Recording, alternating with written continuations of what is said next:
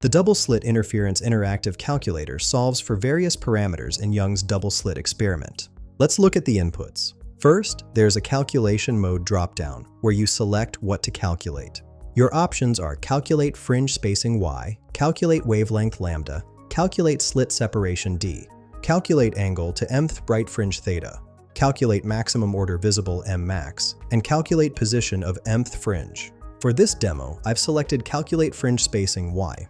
Below that, you'll enter Wavelength Lambda in nanometers, Slit Separation D in micrometers, Screen Distance L in meters, Fringe Spacing E in millimeters, Order Number M, and Angle Theta in degrees. Here's a worked example. I'll input Wavelength Lambda equals 632.8 nanometers, Slit Separation D equals 50 micrometers, and Screen Distance L equals 2.0 meters. After clicking Calculate, the primary result shows 25.3120 millimeters, which is our calculated fringe spacing. The angular position is 0.7251 degrees, representing the angle to the first bright fringe. Path difference equals 632.80 nanometers, confirming constructive interference at one wavelength.